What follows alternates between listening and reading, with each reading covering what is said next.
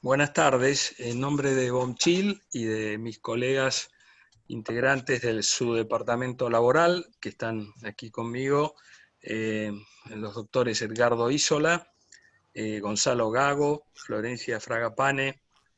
y Santiago Ramos, les damos la bienvenida a esta reunión virtual que hemos decidido organizar para compartir con los asistentes nuestras inquietudes, o lo que fueron nuestras inquietudes, y después seguidamente fueron los criterios y opiniones que fuimos adoptando a medida que avanzó el tiempo de esta crisis, esta situación sin precedentes por la que estamos atravesando desde el 20 de marzo pasado. Y hemos decidido analizar las implicancias que toda la normativa de emergencia tiene en el ámbito de las relaciones del trabajo. Por ese motivo vamos a desarrollar brevemente en este encuentro y en este espacio todo lo que es la dinámica de los derechos y obligaciones que tienen en cabeza los sujetos de la relación de trabajo desde siempre y cómo se están viendo de alguna manera restringidos, en algún caso alterados o suspendidos en el contexto de esta situación que tiene como medida principal, como viga maestra, la medida sanitaria de aislamiento preventivo, social y obligatorio, con obvias derivaciones e implicancias en la dinámica de la actividad económica y comercial. También vamos a ver precisamente la distinción, la divisoria que ha hecho la norma de emergencia entre actividades consideradas como esenciales y no esenciales, con todas sus implicancias, las herramientas jurídicas con las que cuenta el empleador para llevar adelante su actividad en este contexto, y también las herramientas de las que dispone, también restringidas, para hacer frente a lo que en muchos casos ya es una visible falta de trabajo y situación de crisis a resolver. Por el lado del Estado vamos a analizar las herramientas financieras que está poniendo en práctica, algunas de ellas ya conocidas por todos nosotros porque han sido creadas con motivo de antiguas crisis de origen económico, no sanitario, y también, por último, cuáles son las vías de acceso a la autoridad administrativa del trabajo en una situación como esta, donde rige la restricción a la libertad de circulación y donde el aislamiento o las medidas de restricción de actividades alcanza también al sector público. O sea, hoy no tenemos ninguna trámite o diligencia o actuación de tipo presencial que realizar y tenemos la posibilidad de administrar, digamos, la gestión del inicio de un trámite por vía electrónica. Me va a tocar comenzar a mí por lo que es, digamos, el plexo de derechos y obligaciones que tienen empleador y empleado o empleada en este contexto. Decíamos hace un momento que había, como parte de las medidas que se adoptaron, una divisoria entre actividades esenciales y no esenciales, y voy a referirme en primer lugar a las esenciales, porque aquí también, por más que hoy podamos ver que hay muchas que están trabajando normalmente, muchas empresas o emprendimientos productivos, y muchos esperan trabajar más, porque están afectados sea a la industria de la salud y todas sus derivaciones, o a la industria alimentaria, están organizándose para llevar adelante la tarea en este tiempo y también tienen que observar una serie de normas y medidas y hacerlas compatibles con las facultades que desde siempre gozaron de dirección y de organización del emprendimiento. Quizá muchas de las cosas que voy a comentar ya hoy, a 3 semanas del inicio de este proceso de emergencia sanitaria y entrando desde este fin de semana que pasó en la tercera fase de aislamiento social, quizá ya parezca como hablar con el diario del lunes, porque los problemas quizá de interpretación y de análisis los tuvimos en la primera semana, luego de puesto en marcha por el decreto 260/20, las primeras medidas que se lanzaron para llevar adelante, digamos, la prevención y el combate contra el coronavirus. Digo esto porque las primeras normas tuvieron terminología poco clara, se hablaba de suspensión, de derechos, de dispensas, nadie entendía bien al principio cuál era el verdadero y real alcance que tenía el aislamiento. Se pensó, algunos hablaban de que lo podían compatibilizar como si fuera una licencia extraordinaria o ordinaria, otros pensaron en implementar medidas de adelantamiento de vacaciones, aún estando fuera del periodo que contempla el artículo 154 de la Ley de Contrato de Trabajo. No se conocía la real dimensión de lo que venía después, y también se discutía, por supuesto, si en el contexto de ese aislamiento y no habiendo tareas que asignar, el trabajador debía cobrar o no el salario, o continuar cobrándolo o no. Afortunadamente, en pocos días después, el Poder Ejecutivo vino a fijar precisiones que fueron muy necesarias, y es lo que hoy nos permite tener en cuenta de que esta emergencia sanitaria tiene un marco normativo de orden público que hay que acatar, lo tienen que acatar los sujetos de la relación laboral, y que el aislamiento en sí es una medida de emergencia sanitaria, una medida de política sanitaria destinada a prevenir y a su vez a combatir la propagación del coronavirus. A partir de ahí, de esa norma de orden público para abajo, la gestión de organización, administración y dirección de un emprendimiento productivo de parte del empleador se tiene que amoldar mientras dure esta situación a ese objetivo, y detrás de él la disposición del trabajador para realizar la tarea que le cabe. Se encargó muy bien la resolución 297 del Ministerio de Trabajo de precisar de que lo que está transcurriendo no es ni asueto, ni licencia, ni vacaciones. Se encargó muy bien también de precisar que el objetivo primordial del Poder Ejecutivo es la recuperación o el sostenimiento y mantenimiento de la actividad económica, y que debe hacerse, lo que lleva a interpretar, de que debe hacerse todo lo necesario para que los emprendimientos productivos, de la manera que sea posible, puedan continuar desarrollando su actividad o negocio. También habilitando al empleador a reorganizar las jornadas de trabajo, esa misma resolución del Ministerio de Trabajo establece de que será considerada todas las medidas que se adopten en este contexto como ejercicio razonable de las facultades de dirección y de organización. Con esto se deja de antemano una previsión tendiente a evitar lo que siempre ha sido clásico en nuestro medio, que son las controversias, disputas e interpretaciones que después terminan en el campo judicial hablando de la razonabilidad o no razonabilidad. Lo cierto es que los cambios que el empleador necesite hacer en su esquema de producción y en la organización de su emprendimiento no son parte de, ni podrán ser atribuidos en función de lo que acabo de explicar el día de mañana, como ejercicio del ius variandi. Es decir, no son modificaciones que deba introducir de manera unilateral por el único motivo relacionado a su organización, a la evolución de su negocio, sino que las adopta por imperio de las circunstancias. De acuerdo a eso, en las actividades esenciales, el empleador tiene que adoptar todas las medidas necesarias para satisfacer el nivel de demanda que pueda tener y organizar la fuerza de trabajo de acuerdo a ello. También tiene que tomar, como lo vimos en un primer momento, en la primera semana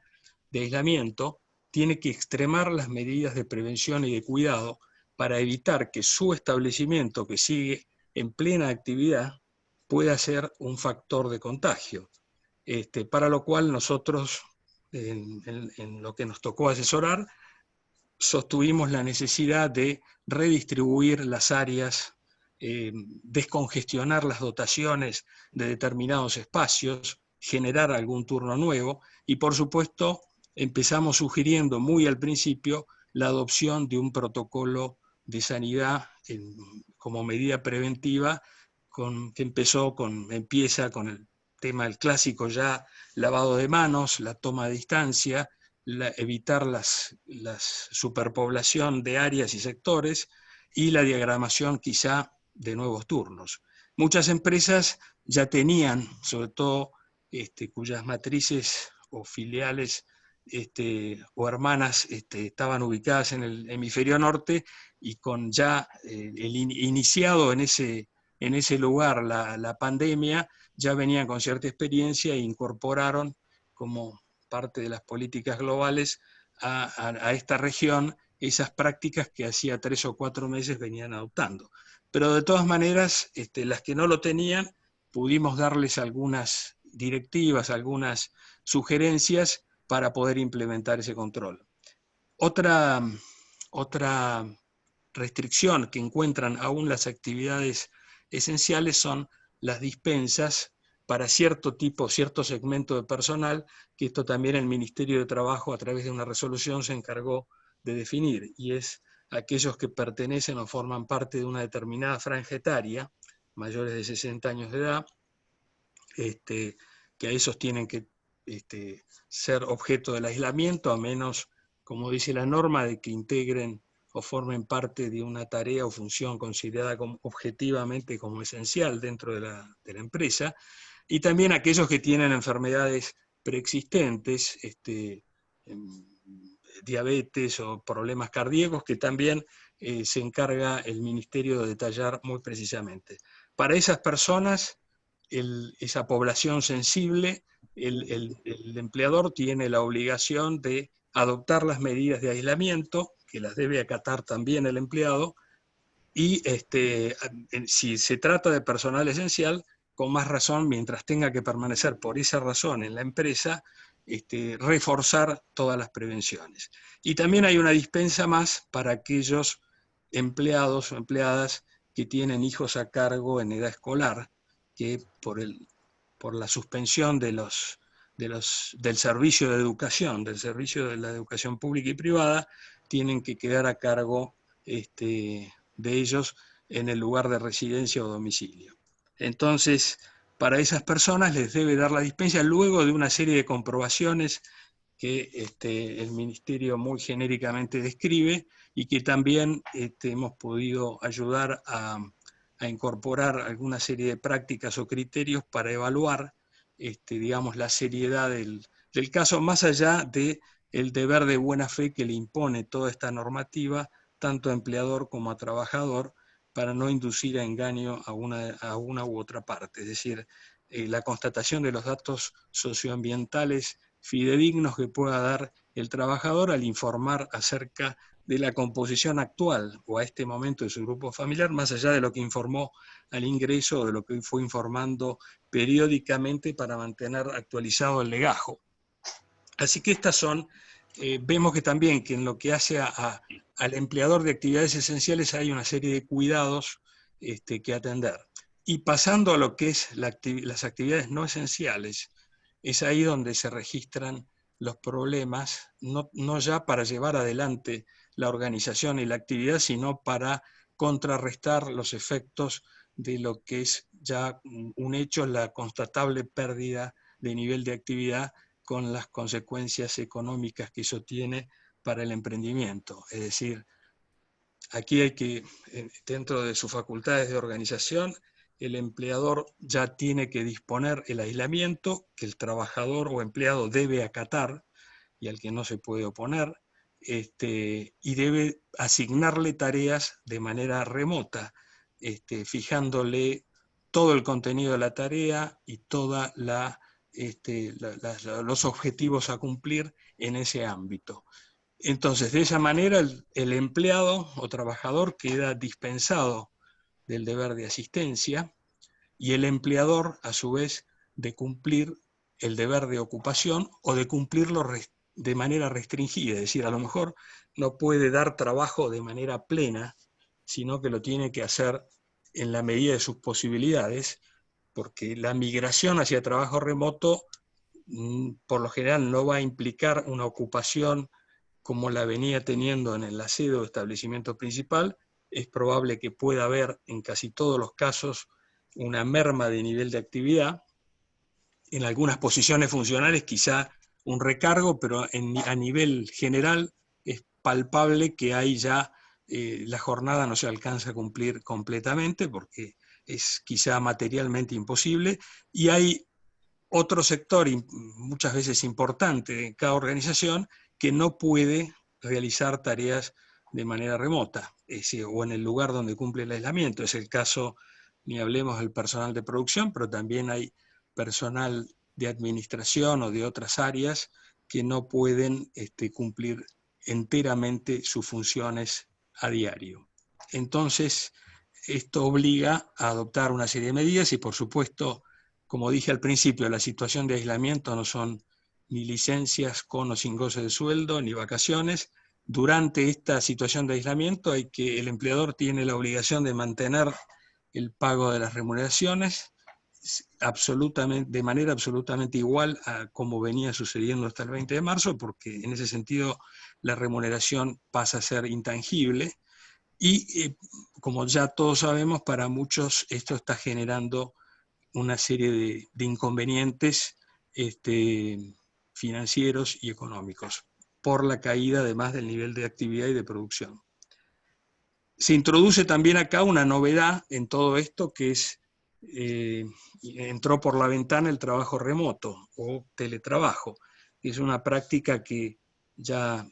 se viene implementando y utilizando en muchos países desde hace por lo menos 15 años, ya como un beneficio de trabajo flexible, apuntando a mejorar quizá la calidad de vida de los dependientes, pero aquí tuvo que ponerse en práctica todo esto con la velocidad del rayo en estas 3 semanas, direccionando aquellas actividades no esenciales a asignar trabajo de esa manera en la medida que sea posible. Y no solamente el trabajo habitual, y en esto rescato otra previsión que tiene la resolución 297, no solamente las tareas habituales, sino también a tareas análogas. Esto da a entender un criterio ciertamente flexible de parte del Poder Ejecutivo para facilitar la ocupación efectiva y plena del empleado o empleada en el lugar de aislamiento, y también al empleador asignarle tareas dentro de un criterio, de un razonable criterio de polivalencia, alguna tarea que, si bien no era exactamente la que realizaba en el establecimiento, pueda ser colateral o de alguna manera similar, para ayudarlo a mantenerse en ocupación. Y a su vez al emprendimiento a seguir adelante con sus quehaceres y asuntos. Es decir, el trabajo remoto de esta manera está sin un marco regulatorio porque no lo llegó a tener, hubo en el pasado proyectos, y aquí es donde también hemos podido dar alguna serie de pautas como para que el empleador, en ausencia de toda otra norma, pueda fijar criterios de trabajo, pautas, objetivos, horarios, hasta una jornada puede fijar con tiempos de offline o inline, de conectividad o de desconexión, como ya se venía viendo en otras regiones y en otros países donde estaba muy generalizado y muy avanzada la práctica del trabajo remoto en muchas organizaciones empresarias. O sea, aquí el empleador tiene, siempre con razonabilidad y buena fe, puede diseñar una serie de pautas a implementar por los empleados remotos, y estos a su vez las deben acatar, y como dice la norma, dentro del deber de buena fe que los alcanza a ambos. Bueno, he querido dar más o menos un pantallazo de lo que nos ha sido posible evaluar en este tiempo. Tenemos, en función de lo que acabo de explicar, 2 o 3 situaciones. Trabajador o empleado cumpliendo el aislamiento en situación de enfermedad no vinculada al coronavirus. Como ya sabemos, le cabe una licencia o la licencia por enfermedad culpable, artículo 208 de la Ley de Contrato de Trabajo. El trabajador contagiado de coronavirus en una actividad no esencial debe ser, además de cumplir él con la obligación inmediata de denuncia dentro del término que fijan las resoluciones, el empleador debe tomar de inmediato las medidas para disponer el aislamiento y no retenerlo en el establecimiento, si cabe esa posibilidad. Entonces, en tal condición, el trabajador aislado, contagiado,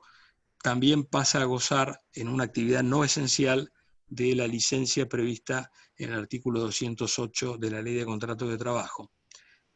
Y respecto de las actividades no esenciales, ya anoche se despejaron las dudas que muchos teníamos con el dictado del decreto de necesidad de urgencia 367, que dispone o presume que el trabajador contagiado en actividad esencial, de acuerdo a lo que pueda llegar a dictaminar la Comisión Médica Central, la considera enfermedad profesional no listada. O sea, aquí hay una definición, pero no voy a avanzar en esto porque voy a dejarla luego a la doctora Fragapane, que junto con lo que son las implicancias de actividades esenciales o no esenciales se ocupe del tema. Pero quiero decirles simplemente con esto que en ese aspecto ya hay una distinción para hacer, dándole un tratamiento distinto al trabajador aislado, contagiado, proveniente de una actividad esencial respecto de la que no lo es. Y por último tenemos el caso del trabajador empleado aislado o bajo aislamiento, que no se le puede dar ocupación efectiva, y es ahí donde están la mayor parte o buena parte de los problemas que hoy tienen las empresas que desarrollan actividades o servicios no esenciales, y que es la que les está causando la necesidad de adoptar también una serie de medidas, sea para sobrellevar el momento, como puede ser la suspensión de los efectos del contrato de trabajo, o llegado el caso, si la situación es más terminal, la finalización, el cese o el despido, tema que también vamos a abordar más adelante. Con esto concluyo mi comentario, mi intervención, y la dejo a la doctora Florencia Fragapane. Gracias. Buenas tardes a todos, mi nombre es Florencia y en este bloque vamos a conversar acerca de todas las medidas relacionadas con las actividades esenciales.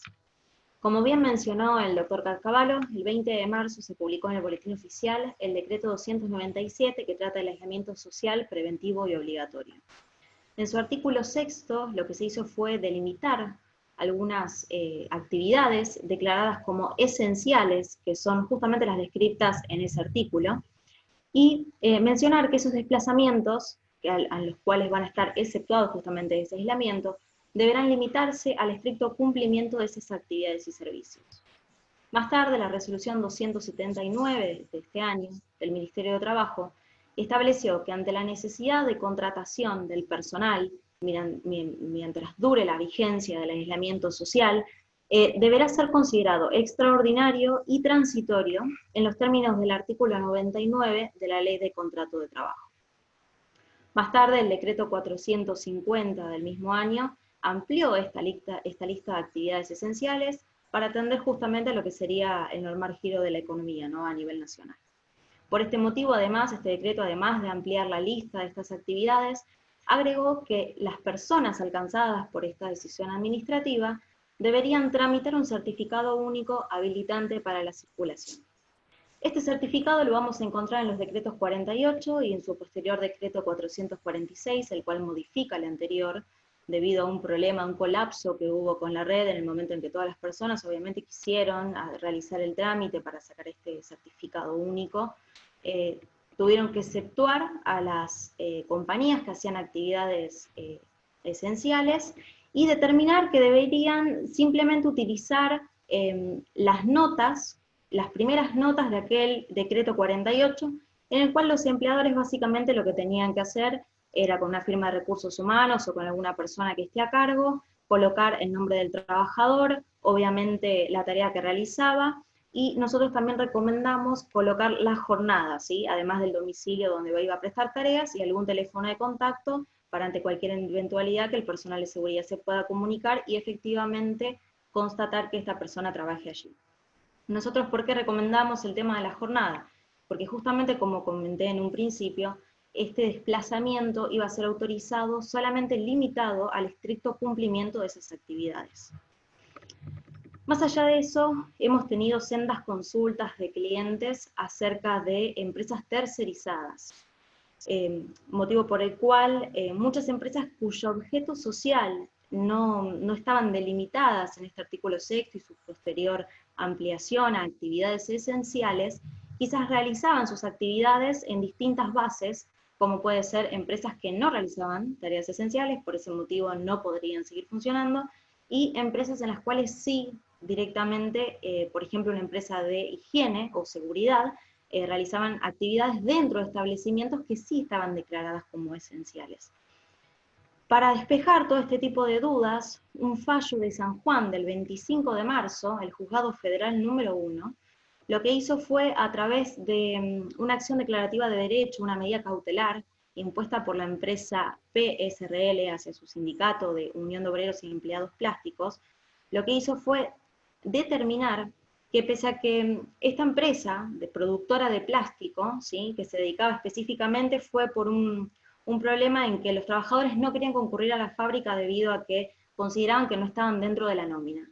Pero lo que entendió la justicia es que su fabricación principal era justamente el stretch, ¿sí?, como se conoce, es decir, el recubrimiento plástico de PVC para los alimentos. Entonces, como esta actividad acompañaba una actividad esencial, como es la actividad alimentaria, la justicia ordenó que estos trabajadores vuelvan a concurrir a la fábrica y además ordenó a los empleadores a cumplir obviamente con todo el sistema sanitario, otorgando elementos de higiene, idóneos de limpieza, cuidado, seguridad, etcétera, para asistir justamente a esta pandemia que nos ocupa.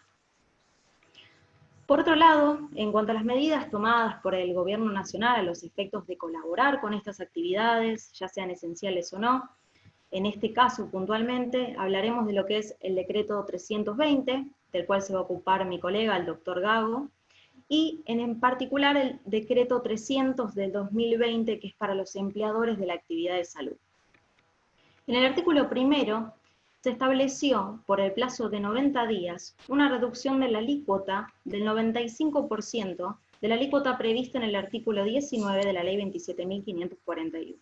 es decir, las contribuciones patronales sobre la nómina salarial, que se destina al Sistema Integrado Previsional Argentino.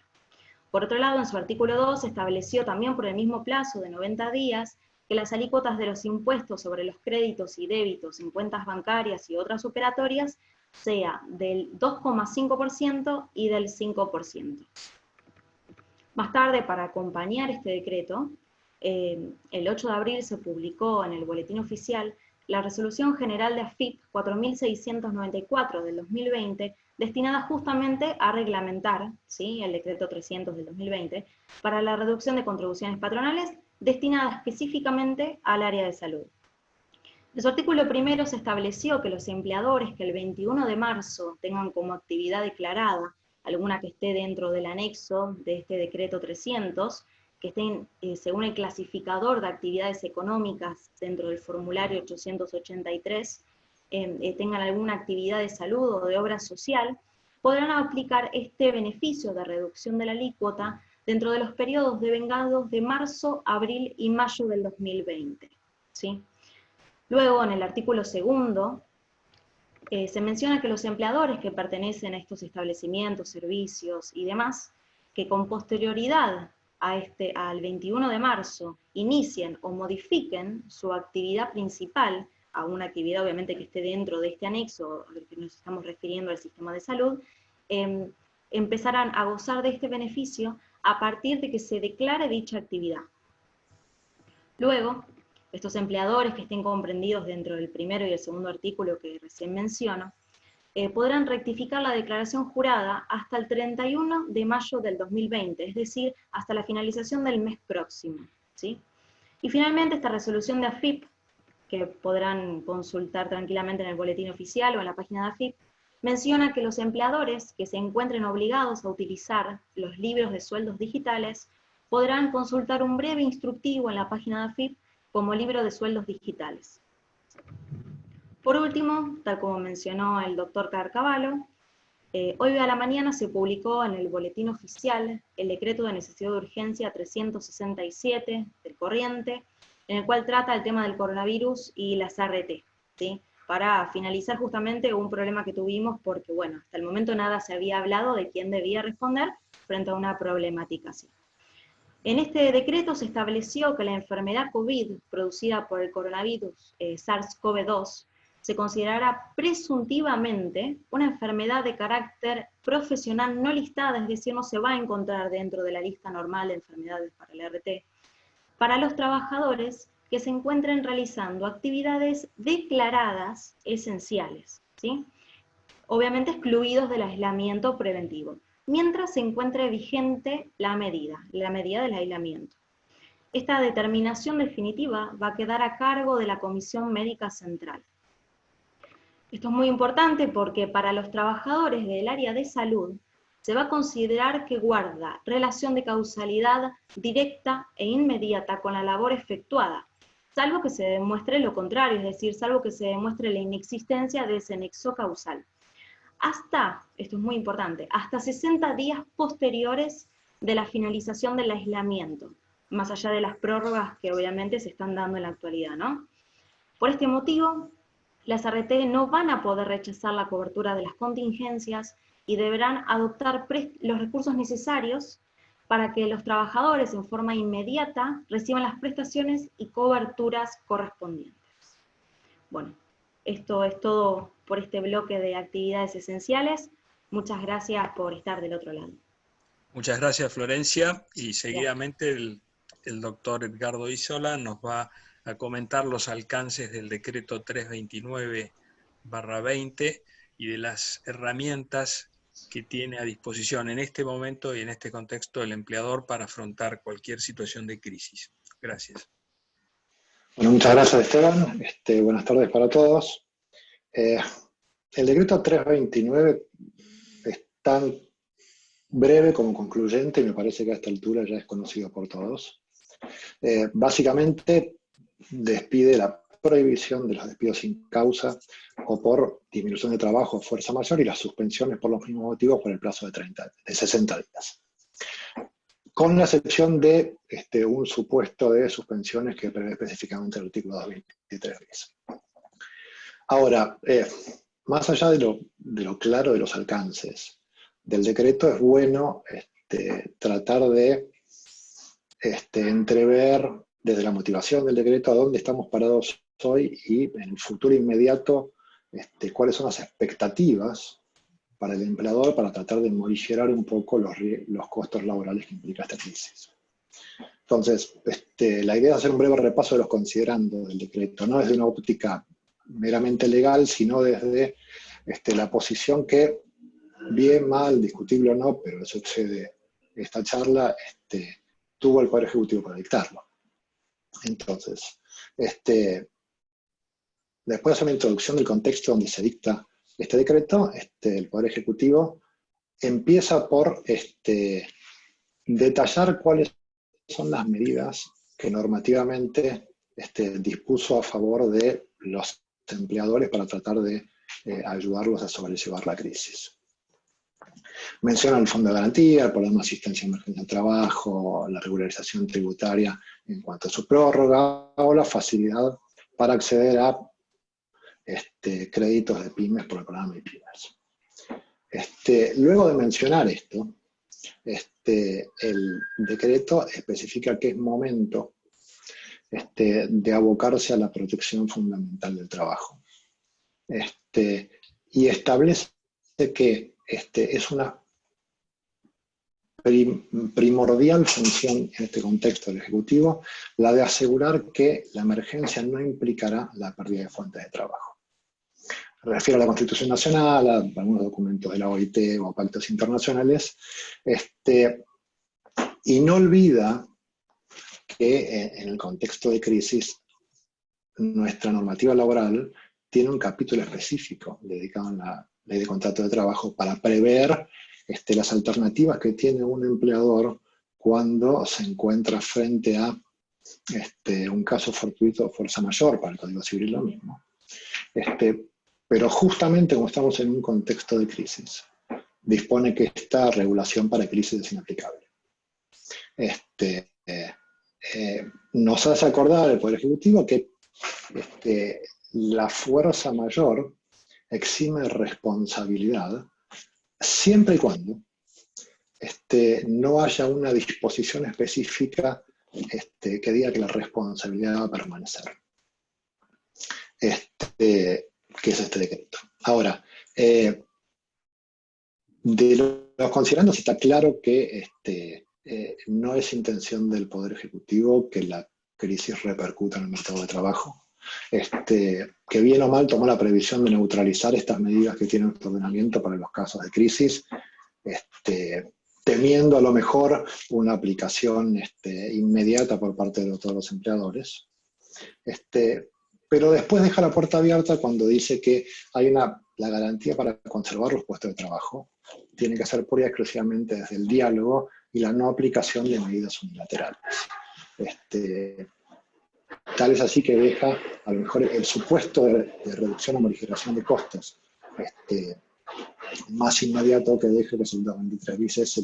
uno de los más sencillos en cuanto a su implementación. Ahora, volviendo a lo que dice el decreto,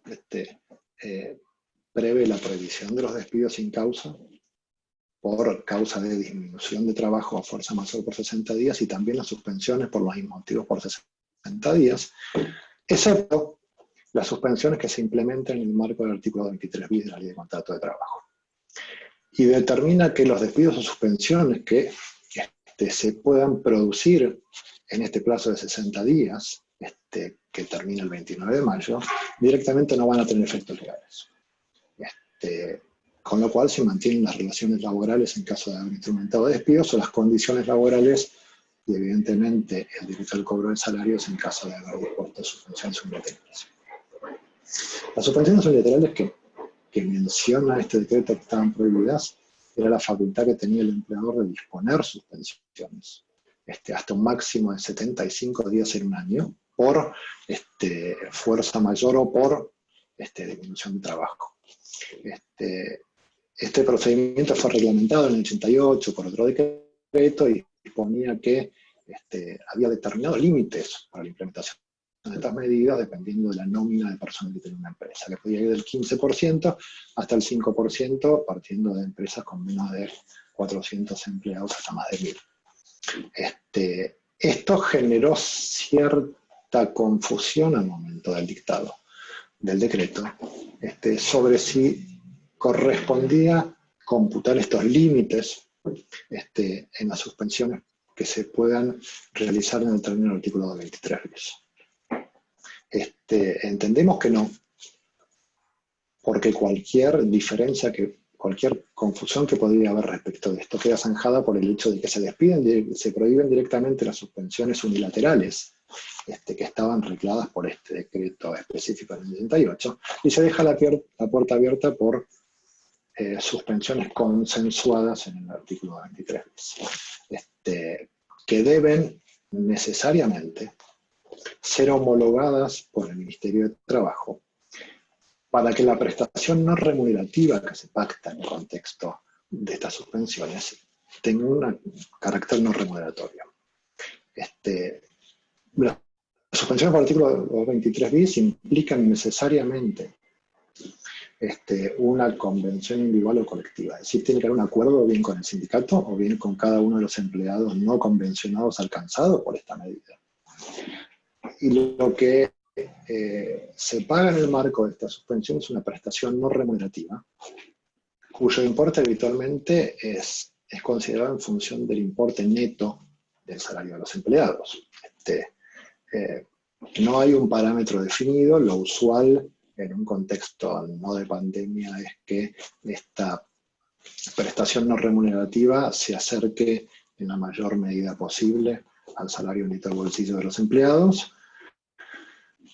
Y si bien es muy casuístico, consideramos que podría llegar a implicar una reducción de hasta un 20-30%. Recién el carácter no remuneratorio de esta prestación se va a empezar a considerar con la homologación del acuerdo por parte del Ministerio de Trabajo, en un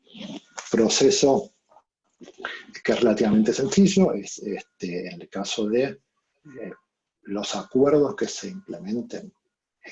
con una relación con el sindicato se tiene que hacer la presentación del acuerdo digitalmente, como después vamos a explicar, y el ministerio homologará o no ese acuerdo, teniendo la facultad de efectuar alguna pedido de aclaración a las partes o llamar a un diálogo para verificar la viabilidad del pago de la prestación y fundamentalmente los motivos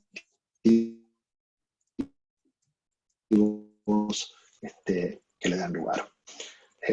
Si este acuerdo es homologado, no determina ningún tipo de...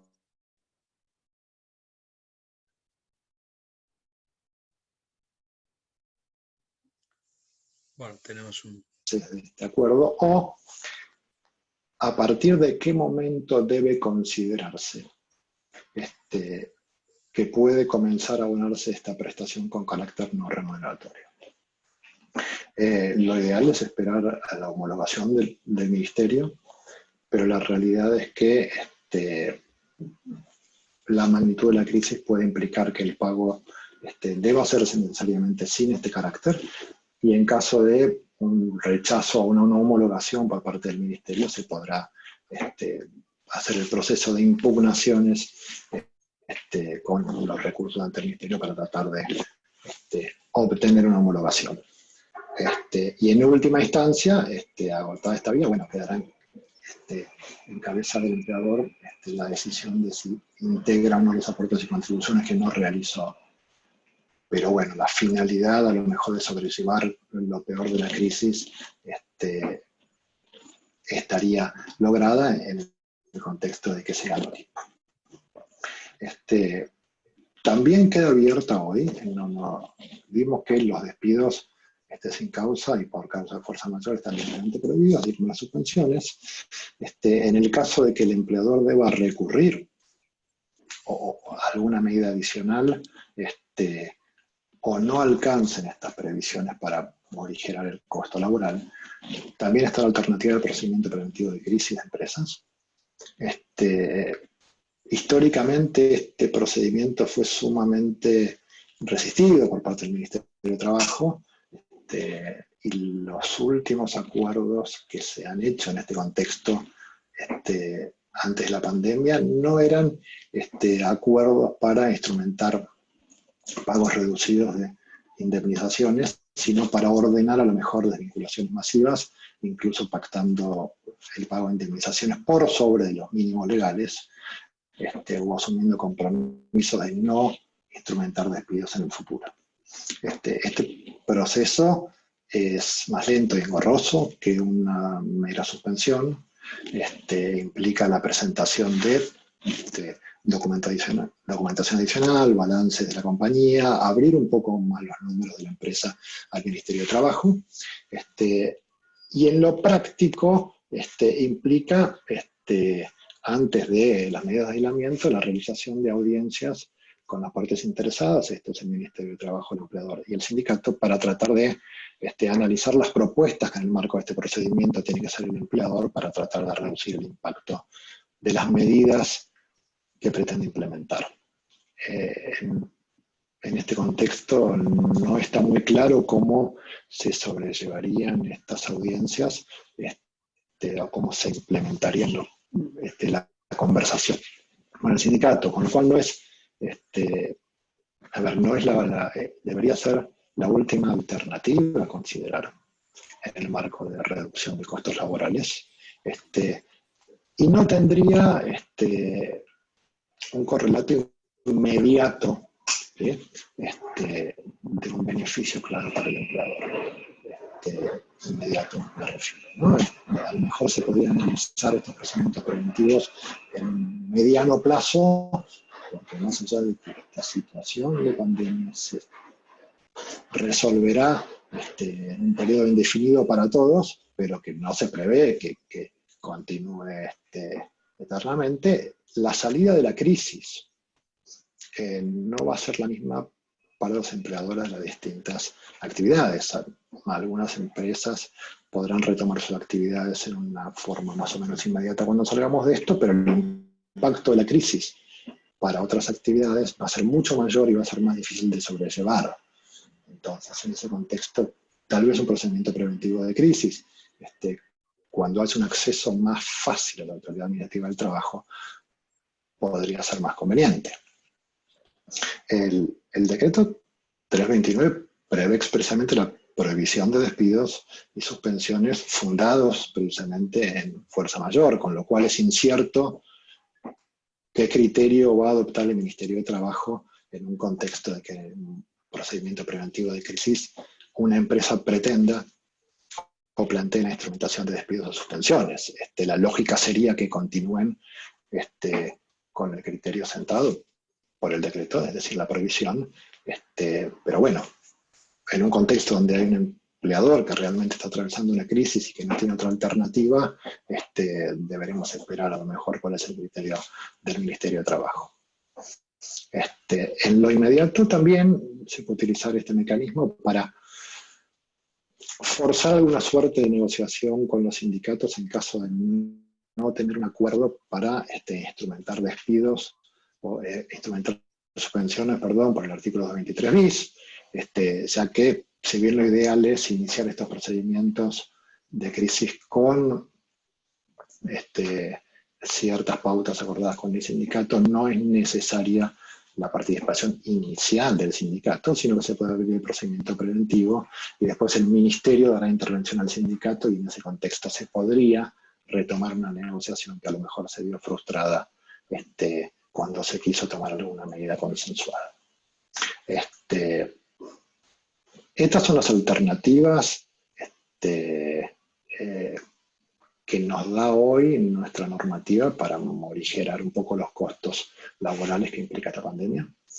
Si hay algo que está claro es que es muy desaconsejable la implementación de medidas unilaterales. El Ministerio ya provoca actuar rápido frente a denuncias, como ha habido algunos casos de público conocimiento, y la implementación de medidas unilaterales a gran escala no solo traduciría a lo mejor una conciliación obligatoria rápida por parte del Ministerio, sino que demoraría, en el marco de ese procedimiento, la implementación de medidas que podrían haberse tomado de una forma mucho más eficaz en caso de tener un acuerdo consensuado con los sindicatos. Entonces, las medidas a hoy que no determinarían una contingencia para los empleadores son, en primer término, adherirse a alguno de los beneficios que implica el decreto 332, que vamos a analizar más adelante, la implementación de suspensiones por el artículo 223 bis, y en última instancia los procedimientos preventivos de crisis. Ahora, no podemos ignorar que estas medidas pueden no ser suficientes para determinadas empresas y que la realidad implicaría que deban recurrir a alternativas de morigeración de costos más agresivas que por supuesto van a implicar una contingencia legal mayor. Fruto de esto vemos que ya hay empresas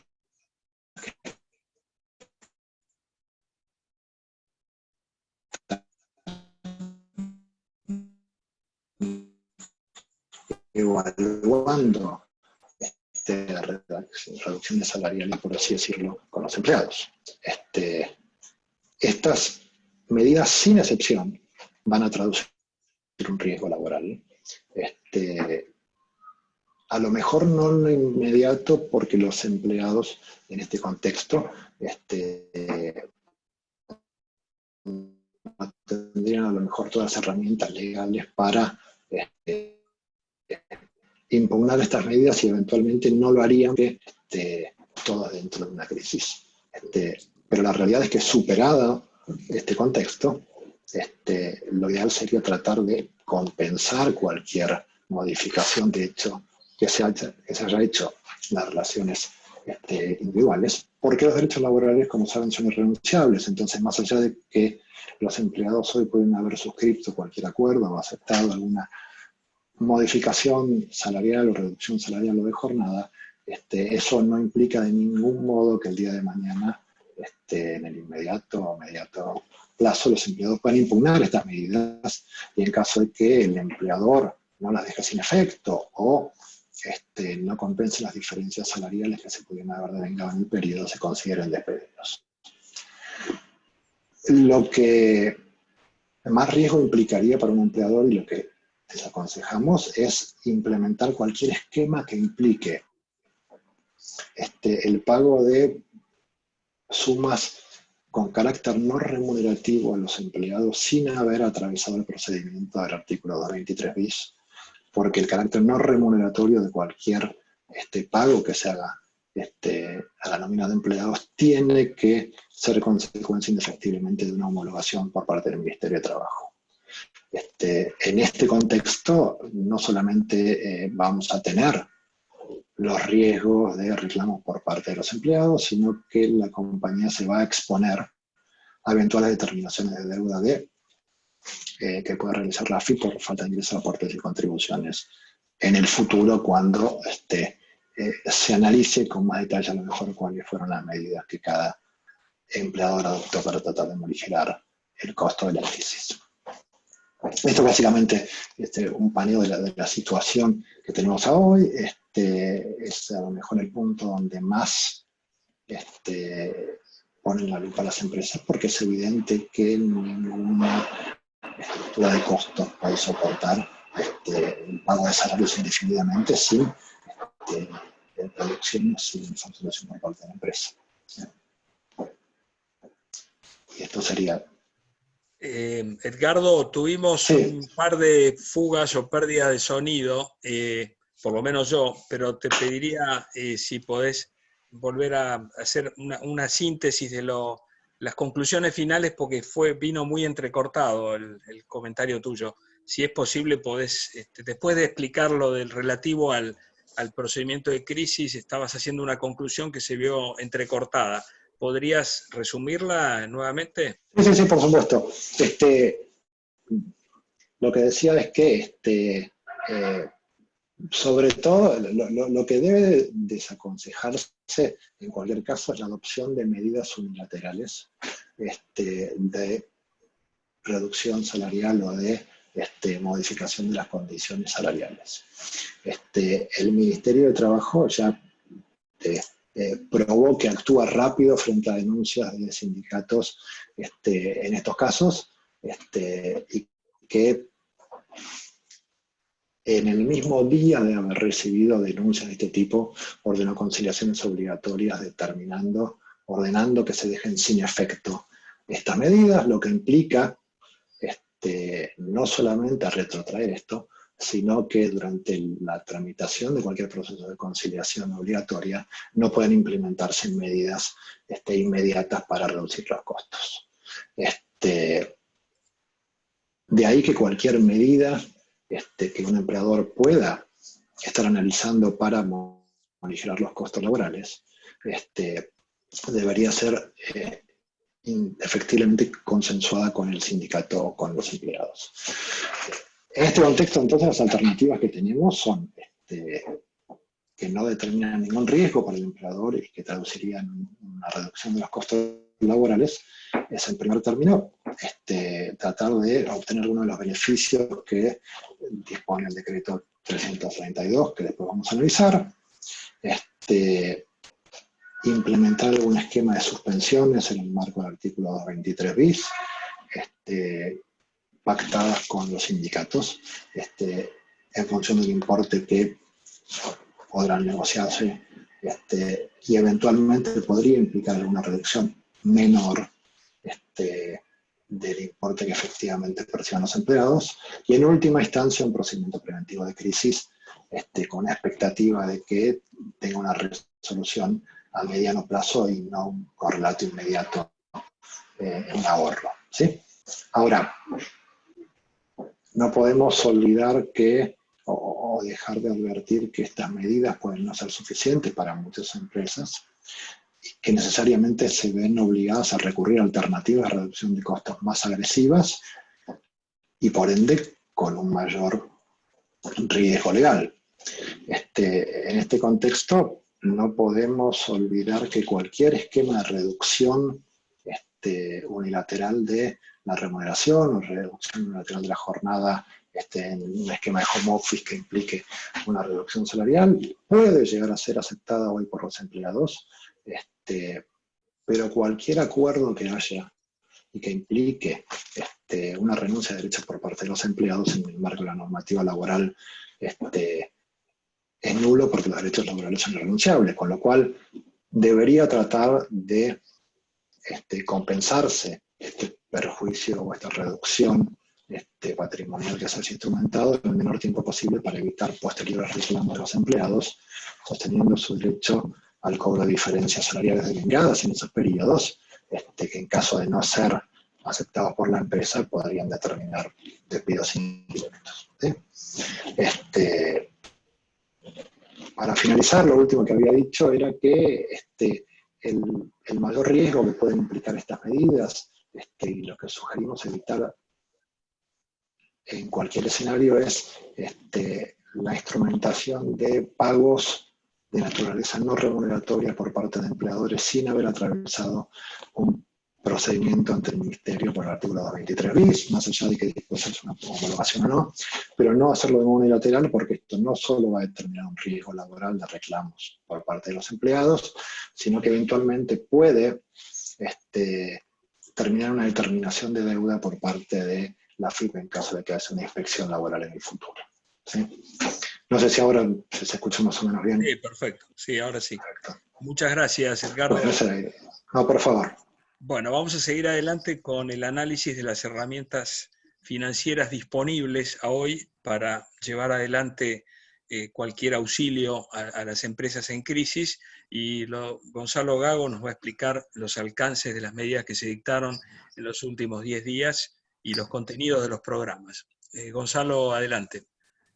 Bueno, gracias Esteban. ¿Qué tal? ¿Cómo les va? Espero que estén bien, que se escuche bien, que se esté viendo bien. Un poco la idea de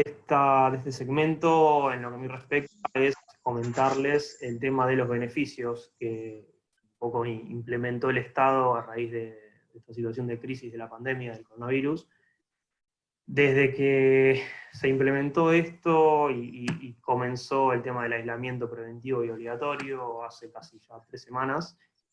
se dieron una serie de beneficios y de idas y venidas de parte de las autoridades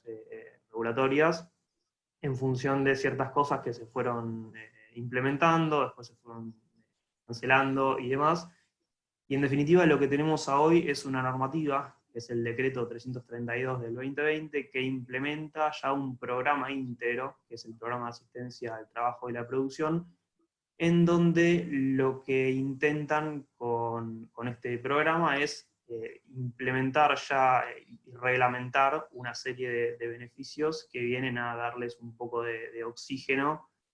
a empresas de rubros especialmente afectados por esta pandemia. Y digo esto especialmente porque en un principio, cuando recién salió este decreto, un poco la idea fue dejar fuera de su ámbito de aplicación a las actividades consideradas esenciales o digamos, fuera del aislamiento, por pensar que quizás estas actividades se veían menos afectadas o menos golpeadas por la crisis producto de la pandemia. Y bueno, finalmente después con la sanción de otro decreto se demostró que esto no era así y se las buscó incluir también, digamos, dentro del ámbito de aplicación de este programa. Bueno, respecto del programa, trae una serie de beneficios que digamos, se los voy a comentar ahora un poco rápidamente y explicar en qué consiste cada uno de ellos. El primer beneficio que nos trae el programa es el tema de la postergación en el pago de hasta un 95% de las contribuciones patronales de los empleadores. Esta postergación está dada respecto, en principio, de los periodos de marzo y abril. Y digo en principio porque si esta situación se extiende, probablemente también se vea extendido este plazo, pero bueno, por el momento es con respecto a esos 2 periodos. Y lo que nos dice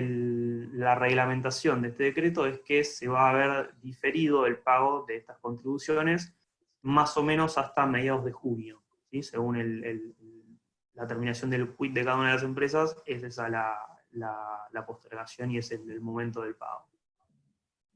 Después otro de los beneficios es ya una reducción en el pago de hasta el 95% de las contribuciones patronales también, pero en este caso solamente de las devengadas en abril,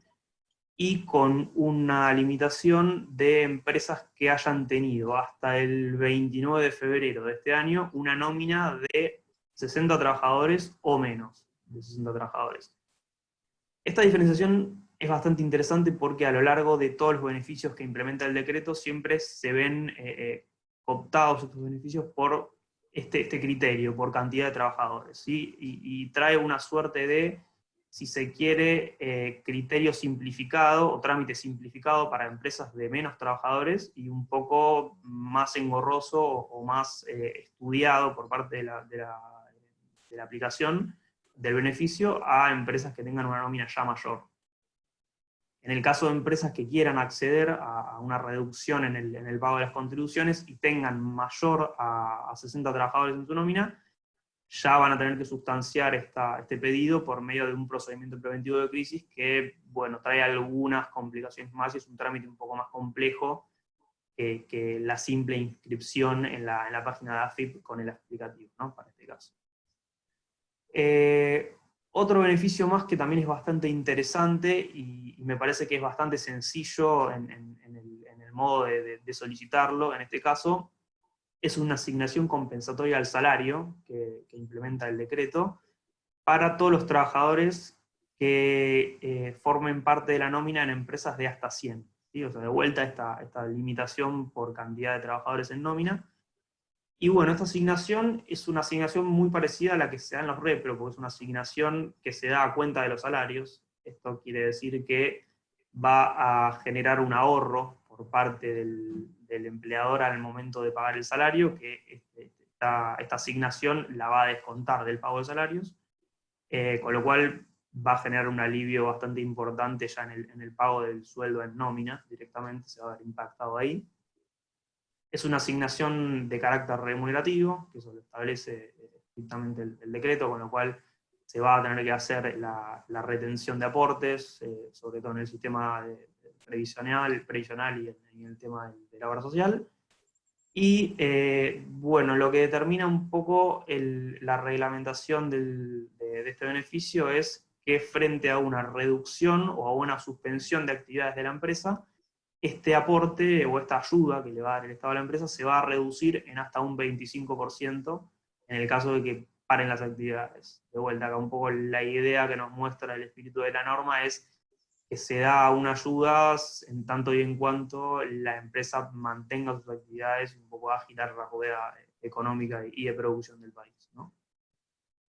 Bueno, en el caso de que estemos hablando de empresas de más de 100 trabajadores, lo que tenemos que hacer, como comentaba antes, para acceder a una asignación de esta característica, es directamente tramitar un repro.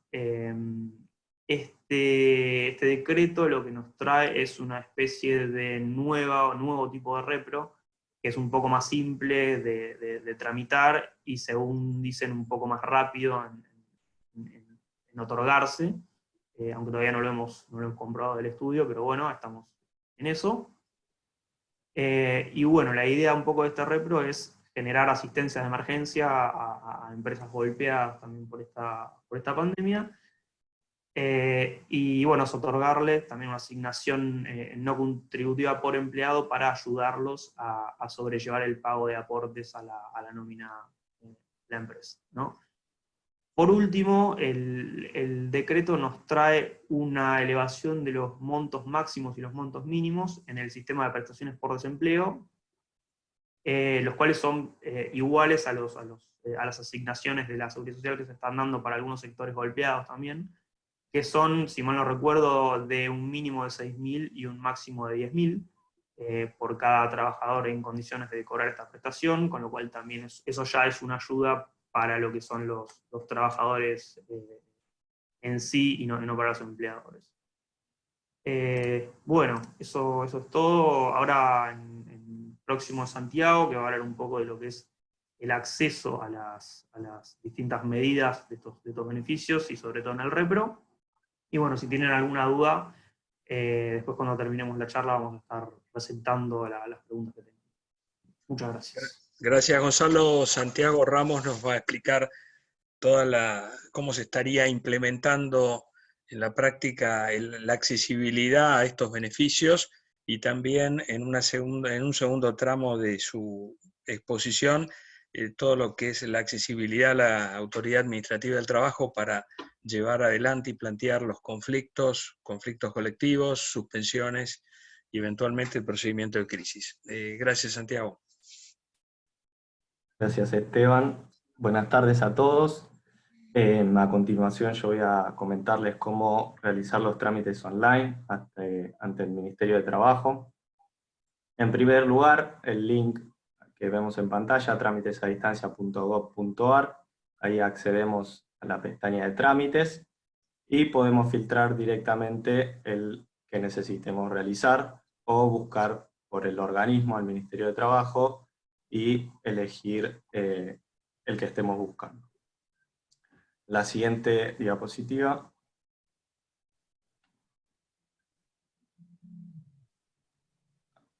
Ahí va, perfecto. ¿Cuáles son los trámites que están disponibles para realizar ante el Ministerio? La consulta de expedientes que tramitan en el SECLO, fiscalización de obligaciones laborales, altas y bajas de empresas de servicios eventuales, registro recibos de sueldo digitales, asesoramiento a trabajadores extranjeros, modificación en el régimen de asociaciones sindicales, y en los que nos interesa en este momento, que son 3, el programa de recuperación productiva, como estuvo hablando recién el doctor Gago, los conflictos colectivos de trabajo y el procedimiento preventivo de crisis, que también lo mencionamos. Siguiente. Empecemos por el primero, por el repro. El concepto, bueno, lo dijo el doctor Gago. Los requisitos que deberán acreditar las empresas para acceder al beneficio son acreditar la situación de crisis que están atravesando,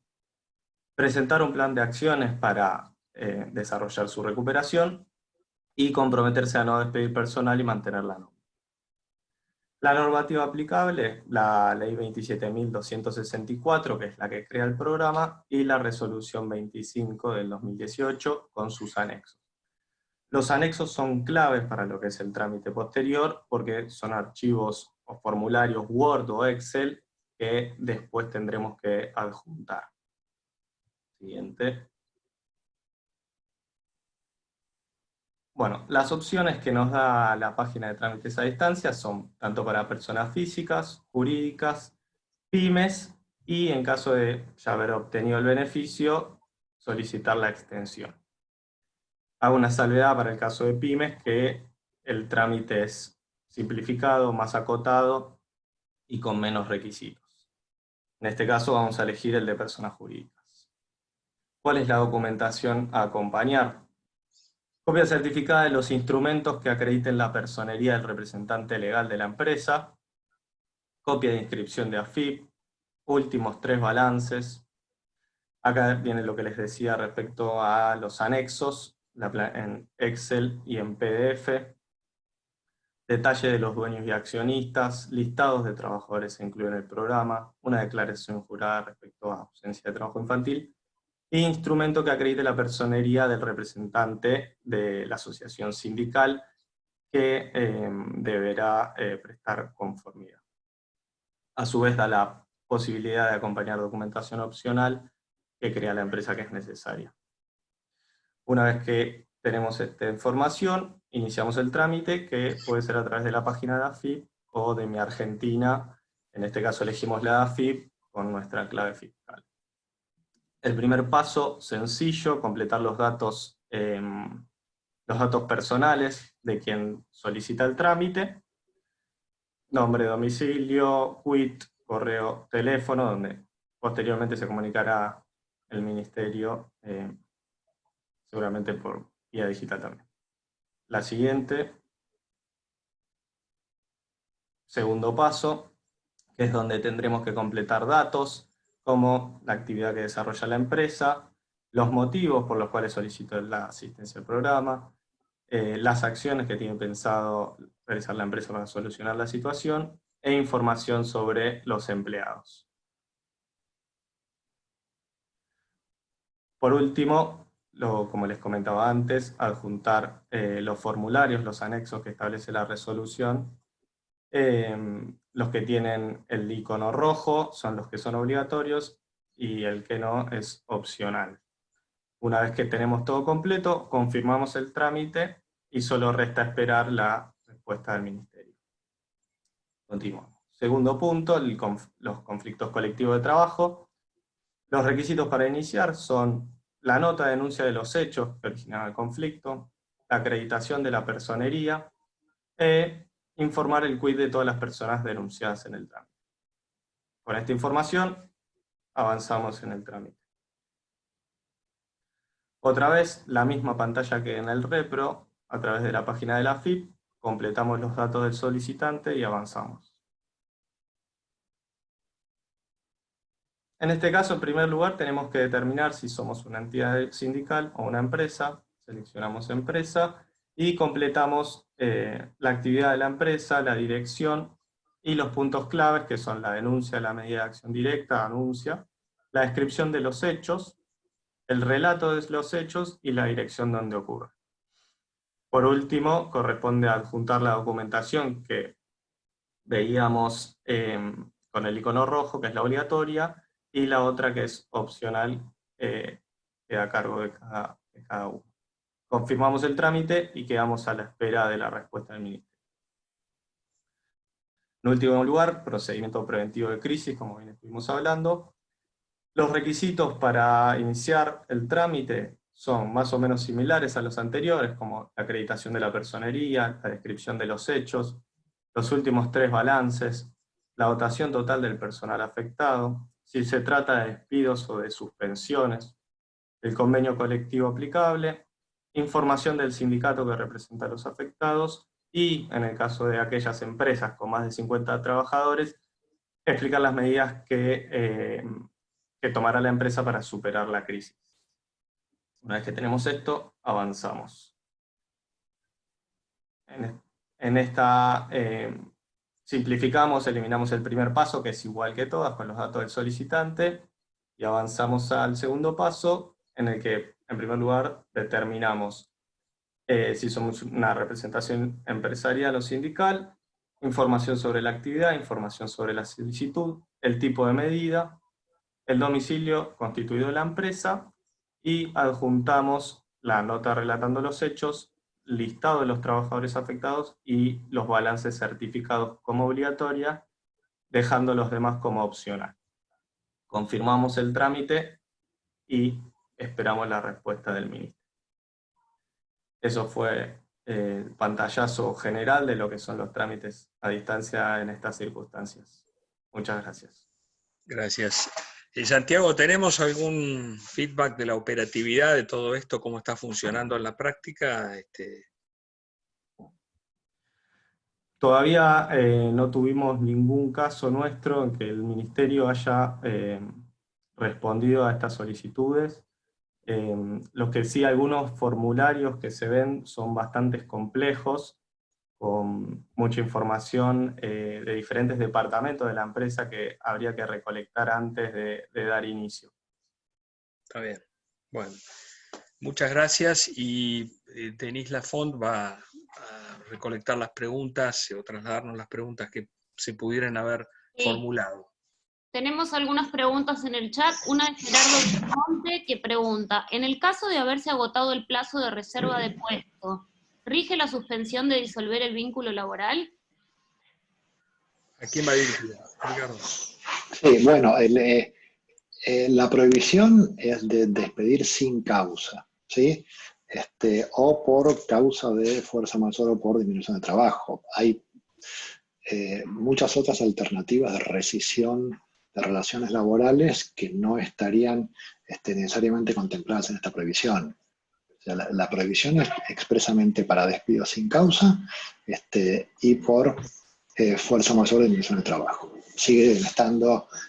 siendo practicables las rescisiones por mutuo acuerdo y cualquier otro supuesto de rescisión laboral que no implique un despido sin causa. Les leo una de Verónica Monsalve que pregunta ¿cómo lograr que empleados no convencionados suscriban los acuerdos individuales por el periodo de aislamiento? ¿Se permite la presentación de mails en los cuales ellos presten la conformidad? Si lo permite el Ministerio, no sabemos, y cómo va a ser considerado todo esto el día de mañana, todo esto que estamos resolviendo en medio de las restricciones ambulatorias y ausencia de servicios públicos o de determinados servicios públicos, no sabemos, pero creo que una manera podría ser esa, enviarle el texto, que lo firme, bajarlo en un PDF, llegado el caso, si se quiere, del lado del empleador,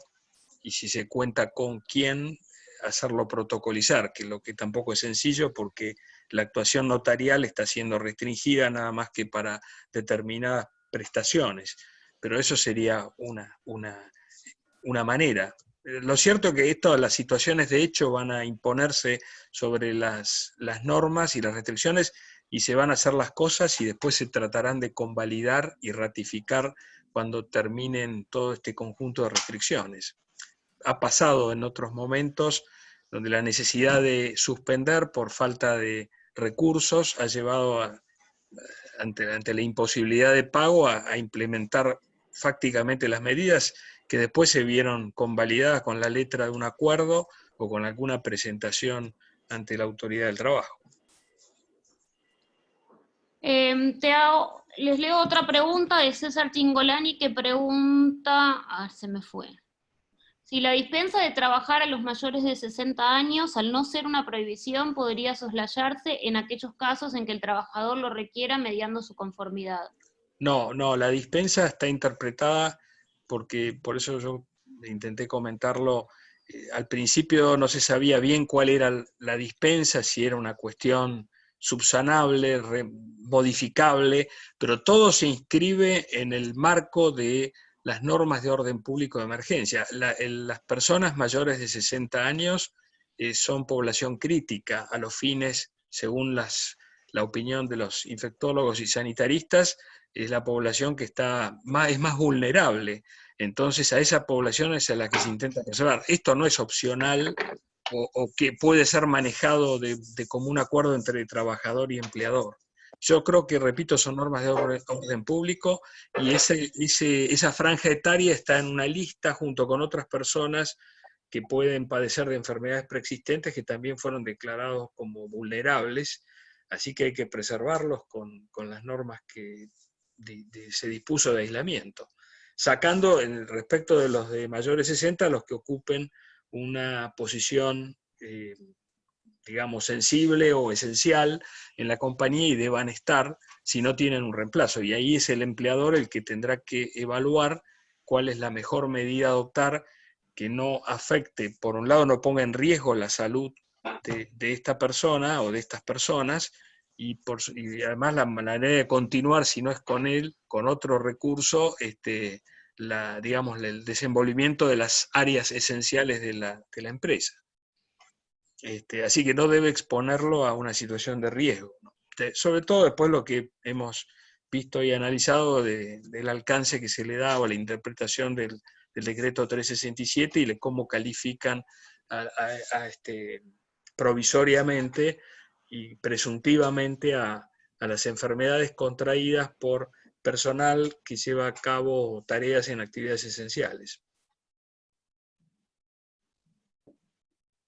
Les leo una pregunta más y después el resto de las preguntas que puedan, hay bastantes, las vamos a contestar, no, las pueden reenviar a la dirección que figura en la pantalla o las vamos a contestar de todas maneras junto con se las contestamos directamente a la dirección de mail que nos mandaron cuando se registraron. Una pregunta de Federico Basile: ¿cómo han resuelto el caso de los empleados que se niegan a concurrir al establecimiento por convivir con una persona en grupo de riesgo?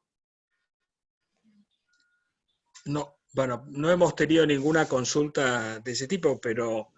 se niegan a concurrir al lugar de trabajo por convivir con una persona de riesgo. ¿No? Sí. Es un caso muy puntual, pero bueno, si convive con una persona de riesgo o bajo sospecha de contagio o persona vulnerable. Si es vulnerable y esa persona, el empleado, es pasible de haber sido contagiado por la persona con la que convive, yo le aconsejaría a quien me haga una consulta es que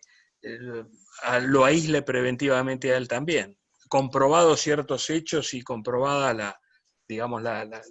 realidad del caso,